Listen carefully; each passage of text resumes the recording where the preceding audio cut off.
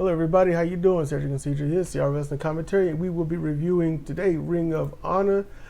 Last week, like last week, you know, the week that was before this week. Yeah, I think the fourth. Week. Yeah, the fourth. And yep. All right, so look, let's just go through this real quick because we still got the pay-per-view to watch, which probably turned out to be something. Yeah, I gotta talk something about afterwards, but so it starts off with a tag team proving ground match, the Infantry versus the Undisputed Kingdom. It was a damn good match, with my only critique being that Charlie Bravo needs to slow down and wait for the moment. Carly, yeah, not Charlie, Carly. I said he was max gassed up. That's great for energy, but his more well-timed opponents are not speed demons. Taven and Bennett, they chill. They go through the thing, you know. You can tell that the oomph has left them because there's nothing to be oomph about. You can tell. You can see a difference between them now and before Tony Khan got a hold of it. There's a difference. They went from fighting to impressed to I'm here. But this ended with a time limit draw. The crowd was unhappy and wanted them to fight. It was announced that a future title shot would happen. The crowd then felt better. Yeah, they understood what was going on. You know, the proving ground match. Folks don't know what that means. They don't, because all they know is this is a proving ground match. Okay, they hear the announcement, but they don't hear anything else. That's it. This is your tag team proving ground match, set for one fall, introducing and their opponents, and that's it. This is a tag team proving ground match. If the match ends in a draw or the champions are defeated, the challenging team will get a future title shot. Yeah, there's no explanation, so they're just like, man, they were doing good, keep going. Then they get the explanation. Oh, okay, so they got something out of this. Oh, good for them. Golf clap. I know that people don't like a draw. I get that. But here's the thing. You know what a draw always told me if it ended in a draw? Not only was more time needed, or maybe the teams are that even and somebody's got to do something different. That's what it told me. It was competition. That's how I saw a draw. I don't know why everybody gets sick of a draw. To me, that's competition. But Carly called them the Spice Girls and wanted to fight for Friday, which I wrote at then today, but this is way past that day. Supercard. Yeah, for Supercard. Yeah. And we just haven't been having the energy. We've been doing other stuff and not having the energy. Just, it's hard to have the energy for stuff that you see as a sinking ship, and I refuse to be a part of the sunk cost fallacy. Anyway, next, Lee Johnson has a nose-to-nose promo with Kyle Fletcher, and I saw too many things wrong and few things right. And the thing with that is, Lee Johnson, what he did right, he had some oomph in his voice. Passion. He was assertive. Kyle Fletcher was the same way, except Kyle was more of... I didn't like the tone and posture. There's one way to be a heel. There's another when you're just being a downright douchebag. Yeah. And I'm not trying to say anything outside of that. But what I saw wrong, Lee Johnson is painfully short compared. He's so short, I had no idea. Or is Kyle Fletcher just really tall? Kyle's like 6'2", 6'3". I was curious to say, I've heard them say bill him as 6'4". Yeah, so he's probably 6'2" or 6'3". Lee Johnson has got to be about 5'10". Yeah. That I'm like, somebody didn't think when they did this. Yeah, you don't need to put people with that level of a height difference nose to nose or eyes to chest. Eyes to chin. Yeah, he is short. Wow. I was like, this doesn't need to be. And then with them so close together, you can see Kyle is larger. He ain't just taller. He's larger. He outweighs him by about 20 pounds. Mm-hmm. I'm like, man, this right here, if Kyle loses, something's wrong. That's what I got out of that. So we get to the next match, Nikita versus Anna Jay. It was a good match, both women being heels in their own right. Yeah. Anna wins with the reverse chicken wing face buster. It's the best I've ever seen Anna look. I'm going to have to give her that. I've never seen her look better. She looked good. Wrestling wise. Okay, there we go. I'm like this, wrestling wise. Yeah. I don't care about how she looked. I mean, For a female and a male, it matters 90% how you look. The problem, and some people might say, well, what about what's her face in WWE that's getting booed and no one likes her? It's like because everyone else looks like her. Who? It's this girl and people are ragging on her, and she can probably work well and she can probably do promos, but she come in, she's blonde, she looks like everybody else, and no one's liked her, and she's caught a lot of slack on not slack but heat online, and I'm sitting here like, I know that some people just hate to hate. It's the idiots out there that hate without knowing it. Like right now, you could ask anyone that's an AEW fan, why do you hate Don Callis? They wouldn't know. They wouldn't know. Why are you booing him so severely? They wouldn't know. It's like, it's just what we do. It's fun. They wouldn't even know what started. They wouldn't even know that this all started because anyone listening right now just nodded their head. So I want to snub that. Mm-hmm. That's me being a troll. But this started when he turned on Kenny Omega. And I was like, when I saw that, I was like, well, okay, he turned on Kenny Omega. What's the big deal? I guess they just love him. They must love him a lot, because I was like, I don't. That whole angle was just boring. It was dumb. I call it the screwdriver angle, because that is their way of, this is how devastating we are. We're going to try to stab you with a screwdriver by only stabbing the turnbuckle, and then if we get the chance to stab you with the screwdriver, we'll use the butt end of it, or we'll hold the sharper end, but in our fist, so you think that we're getting them. And it's like, come on, it's boring, it's hackneyed. Anyway, so next we get Nick Comoroto versus Lee Johnson. And Comoroto's theme is very Bon Jovi-ish. Mm-hmm. And I think you had called that out. I did. And I was listening, and I was like, it's like it's about to get to the part. Yeah. Oh, yeah. Halfway there. And then it doesn't get there, and it's like a letdown. It's like Journey.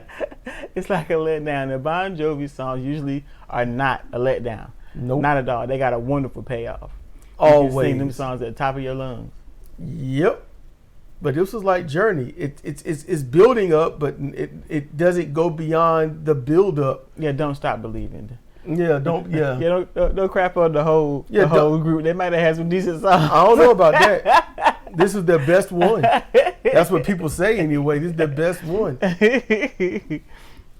No, don't. You need to stop believing, because that song is not going to get to a payoff. During Lee Johnson's intro, Comoroto's face expressed that of a man who is reconsidering his career, because he looked like, I don't even know why I'm out here. Mm-hmm. I might as well just take a job trying to sound like Morgan Freeman. But during the match, Jacoby Watts comes out, and he's looking on at Comoroto. This was not a bad match. They did very well. It was good. Big dude, small dude. Comoroto made sure to make the very hard to see through mistakes so that Lee can look like he's actually fighting back. Yeah. The fans kept chanting, "Shave your body" to Comoroto, and I'm like, some of y'all need to shave, period. Telling somebody to shave their body. You know, what happened to a woman wanting a hairy man? You know, why you want some smooth skin looking dude? Have a little ruggedness to him, you know? The Camarado is certainly rugged. Yeah. I had an issue with this match. Okay, I wrote Lee win with his original finisher, the frog splash, which was good because he was not going to pick Camarado up for that DDT. A big dude. That's a big dude, but it's good to have a finish where you don't need to pick someone up when you're that small. Exactly. Okay. You got the sense, and you also got the sense when he wrestled Dalton Castle. Stop that. Okay, what? Knocking on your bones? You got the sense that Camarado was dumbing himself down. I've never gotten that from him before. He was in the ring looking like, okay, what do I do to be where I need to be for this person to do what they need to do? That's what it looked like. Whereas in the past when he was with those other people, I can't remember the names. Yeah, now. the TV people or something. I don't know. Marshall. When he was with him, he just looked stupid. I don't know. It was. I don't know. It wasn't the beard. It was always his performance. The beard had nothing to do with it. Okay, his performances. Yes, he looked like he didn't. He looked like he never wrestled before. And this, I think he might have been suffering from, you know, the AEWs when you can be a wrestler, but once you get in AEW, whatever it is about being there, that atmosphere, it saps the wrestling knowledge out of you. And now that he's wrestling on Ring of Honor, even though Ring of Honor is an AEW product, it's a different atmosphere over there. And you get the sense that Camarado can go. Mm-hmm. They're just not letting him. Like that, when he lost to Dalton Castle, I was like, this seems so abysmal. That banging ring was terrible. Dalton just barely got him up and spun him around because he's a big dude. Yup. So I'm hoping whatever. Okay, we'll get to that later. We'll get to something because I'm gonna have to get to something. Okay. I'm gonna have to get to something. But hold up, I'm trying to see. Did I push this all the way over? Okay, so that's it. Okay, cool. In the back, Cole Carter frets not knowing where Mama Maria is since she's not answering his 36 messages. That's a problem. Yeah, that's somehow a problem, and it's not on her end. No, it's not. Serpentico enters wearing the black mask and whatnot, and points out that the mask Carter is holding it belongs to him. Speaking perfect English. Oh yeah, it's perfect English. He did, because I don't think he's not Spanish. I don't think. But he can speak perfect Spanish. Yep. He then points out that he knows where Maria is, and Carter falsely jumps at him because I was like, ain't nobody holding you back. There was nothing stopping him. He could have just jumped on Serpentico and beat him down, but nope. You're not getting the information that way. You know where he is? Ah! Tell me, unconscious. No, hold up. You don't beat him unconscious. Just you beat them until they just have to tell you because they don't want to get beat no more. Serpentico, he says he'll tell them where she is if they sign the paper with the name and date.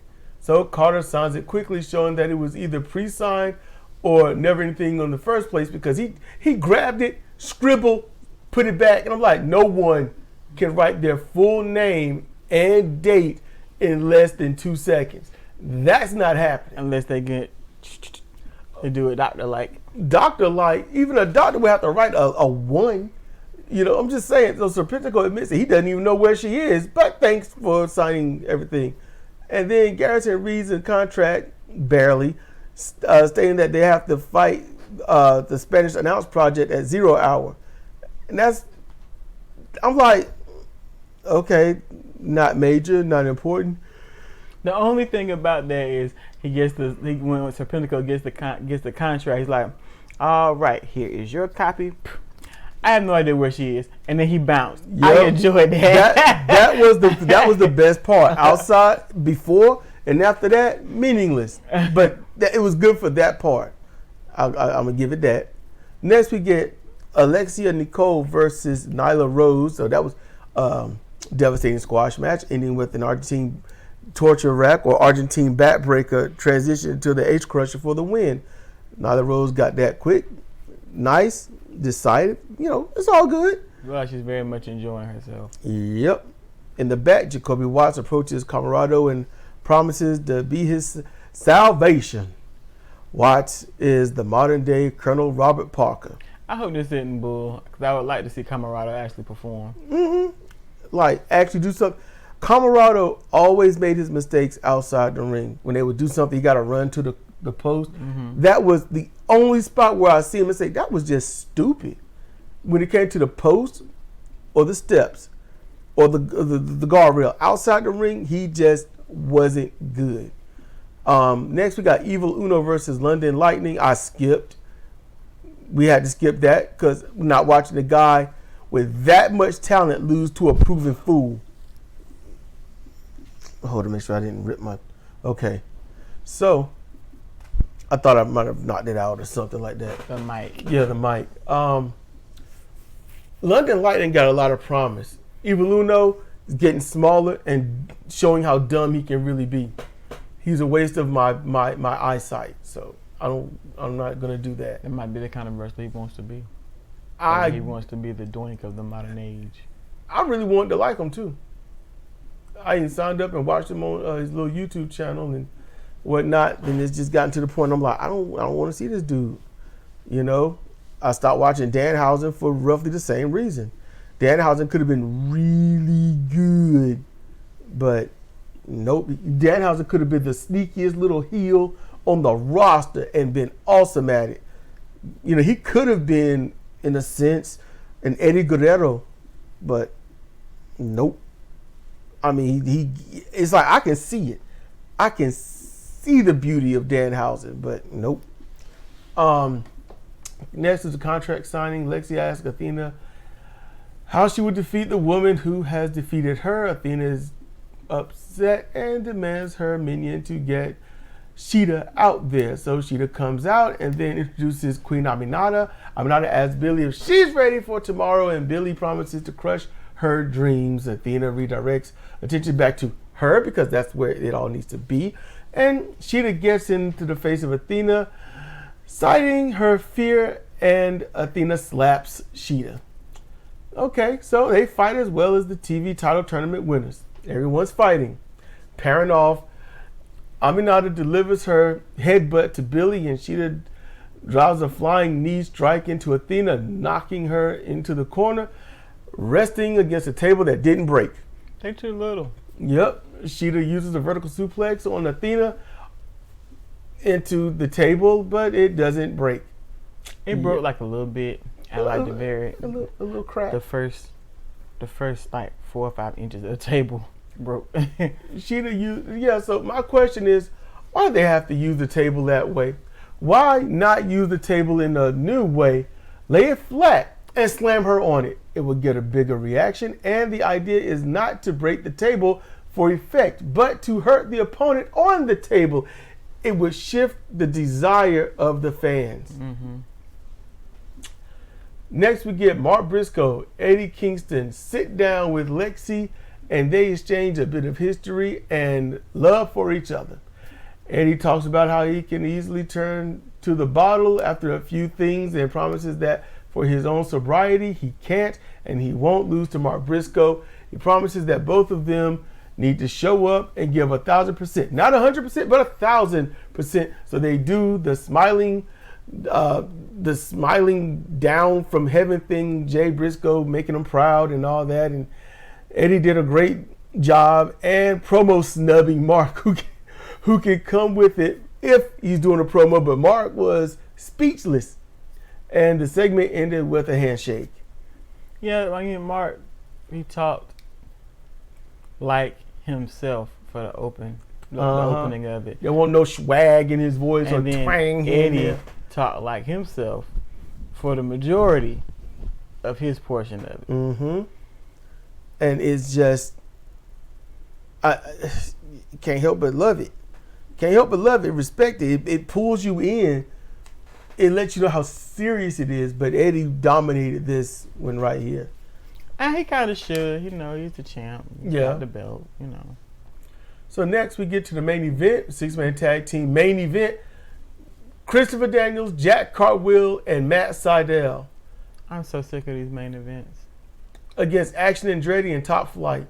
That's the main event. I don't know. I'm sick of these. You know, Top six-man- Fighting Action won. They pinned. I think it was Jack Cartwheel. I'm tired of them. You know, the first match of the night could have been the main event. It would have been far more enjoyable. Yep.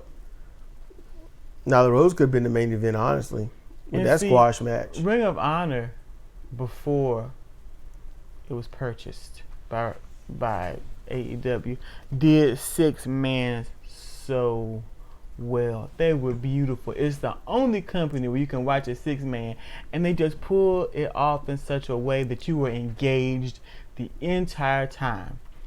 Two problems. This is not the Ring of Honor old, and they don't have the men there that can do that. Exactly. These guys here, they are not Christopher the ones. Daniels could. Matt Sydal. Okay, the other four, no. These are Daniels not and the ones. Sydal was in a lot of those 6-man tag The matches. Briscoes, Silas Young. He done got rid of. He Tony Khan has crapped on the originals like crazy. Either you're not here, or if you're here, you're jobbing. So let's get down to some things, okay? Supercard of Honor got something going on. Now, there's the budget cut talk about AEW. That's why they released a lot of people. Oh, they're trying to save money? I wonder who suggested Now, that. Tony Khan does not have a positive rapport with people because he clearly lied when it came to CM Punk. I fired him with cause. I was afraid for my life. And CM Punk called that out without calling him out.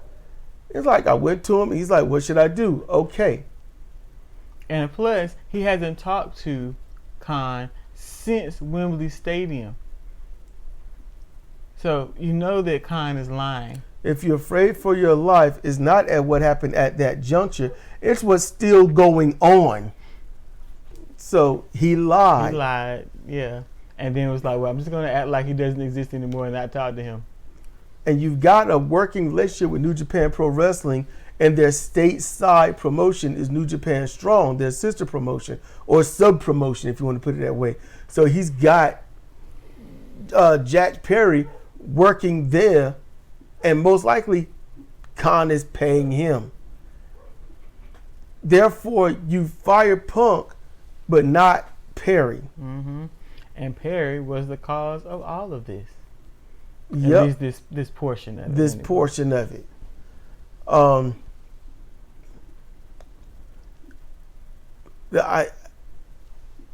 After all of this, now you've got the boys, the Tate twins, and I don't like Jim Cornette's take on it all because Cornette basically comes at it this way.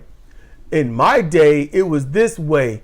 And since they want things without going through the hardships, they are puny, weak, and entitled. And I think that's wrong for the most part. Okay. There are parts where I'm like, okay, yeah, you need to have your contingencies. You need to make the building. And that's not what the Tate twins did by their own admission. So I don't want to come down on them for admitting anything. I don't want to do that. That just seems wrong. They admitted it. They were forthcoming. They, it's all in their tweet text or whatever it was. They were told that they had to go do something to get a flight. They was like, all right. They waited, but they were getting no response. They waited, no response. They asked for a response. They couldn't get a response. So Cornette's like, that's when you just put their feet to the fire. You do whatever you can to get there. Drive 300 miles and yada, yada, yada. Because back in the day, that's all they did in the Southeast. They drove everywhere. They would clock an easy 10,000 miles in almost 3 months. So that's where Cornette's coming from. They didn't have cell phones like that. They didn't have, the texting and whatnot. You have a payphone, a hotel phone. And you know what time to be there, so be there. Yep, you know what time to be there, so get there. And that's where he's coming from. I get it. I surely get it.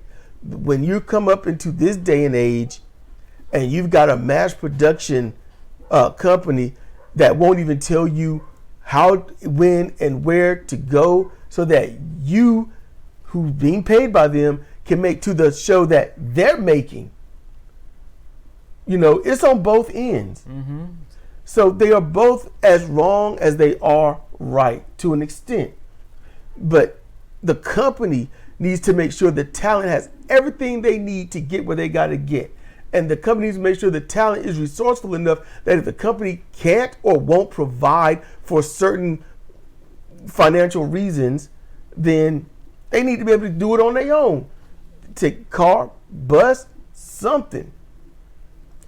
And the Tate twins don't have too much of a working car. And the flight would have been better if gone from some other place instead of we're going to fly you for 3 hours.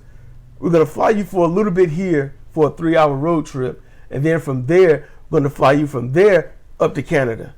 And it's like, why don't you just drive your happy ass the 3 hours, get there, and then take the flight? But that wasn't from what they went down. They weren't told that until last minute. And then here's the thing: if Tony's been running things where he's been footing the bill for all this the entire time, what, 5 years almost, and then it's suddenly be like, yeah, you need to just get here. Osprey and Okada, their flights are being paid for. They get to go home every day. Their flights are paid for. You can't go from Tennessee to Canada. You can't pay for that. And then Cornette he says the one thing on why the wrestling industry, the indies are the way it is. Because he said, basically, you're not top stars. You're low rank. You need to suck it up and just do whatever you got to do. You don't need to be catered to because you're not top guys. And that is the issue. People are people. It don't matter from the saints to the murderers. It don't matter. You want to feel important. You don't want to feel like yesterday's garbage. And so wrestlers today would rather be in a company where they don't feel overlooked. The people that are leaving AEW are the ones that are so overlooked that they don't get dates, or their matches are always, they're jobbing, they're enhancement talent. So they don't want to be in the area like this. Okay, I could do whatever I want. If I was top star, I could do whatever I want, but I'm not. So I got to sit here and I'm not playing around with anyone. I'm getting beat. Or they don't call me to come in. Or they tell me to come in, but don't tell me where to go. Or they tell me where to go, but don't tell us the best way to get there. Yada, yada, yada. There's a lot. And think about CM Punk. Massive top star over everybody else. And they just left him high and dry. Yeah, they just left him at the airport. In a different country. In a different country. Luckily, it was in a country where they spoke English. Yep.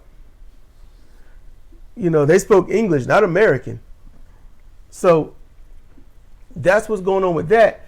And that leads up to the whole budget cut thing. And Tony Khan saying there was a song that he got for Super Card of Honor and it was like a humble brag, but he said that one song cost roughly the same salary, the average salary of any of his talent.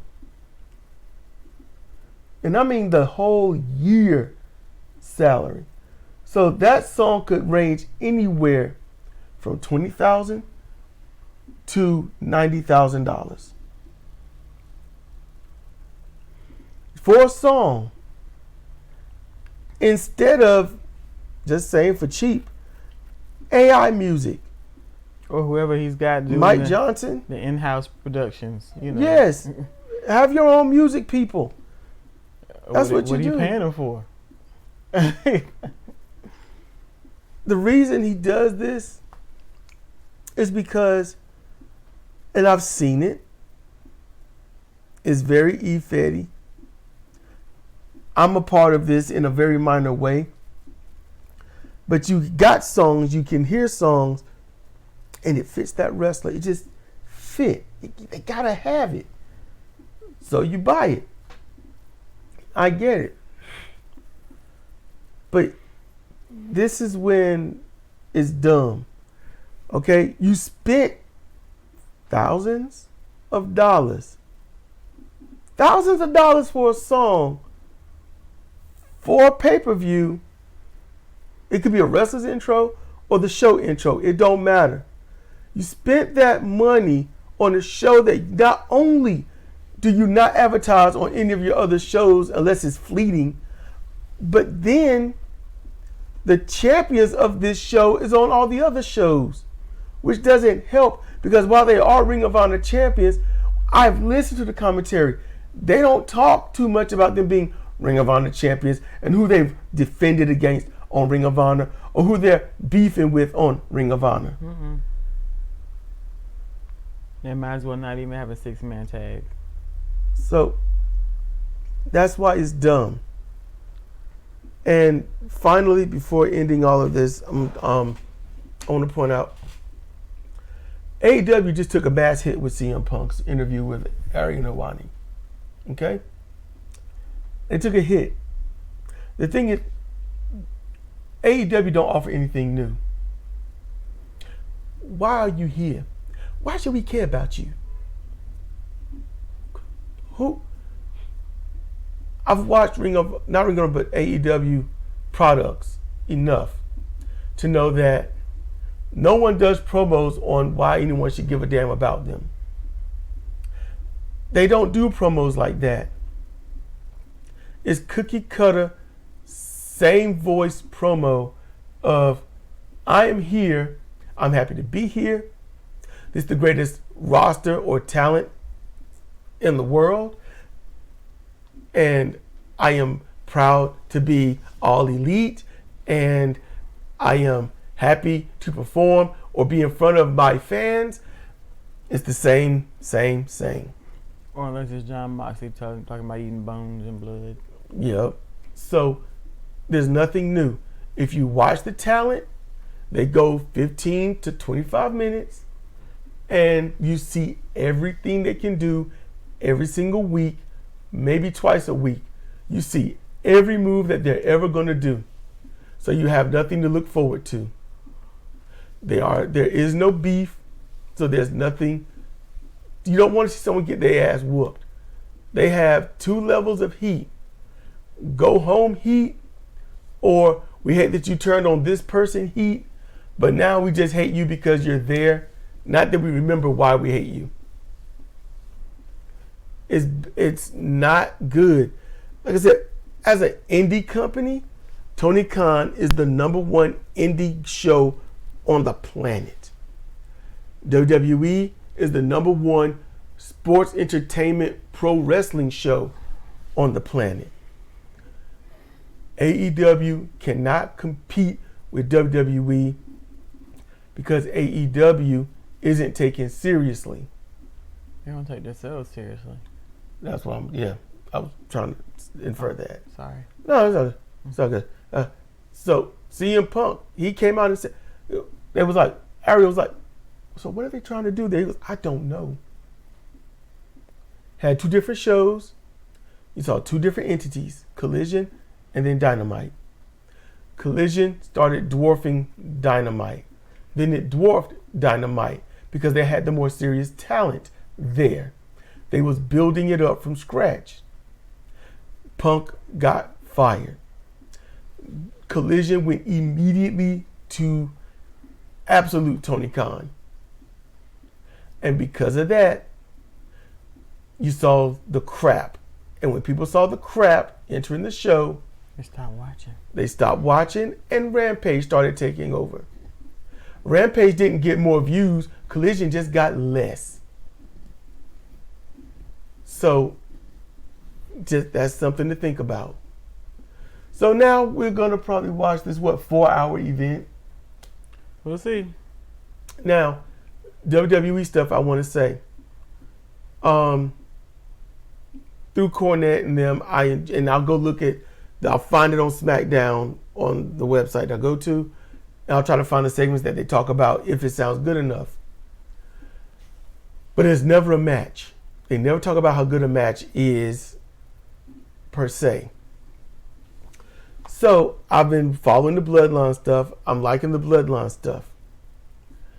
However,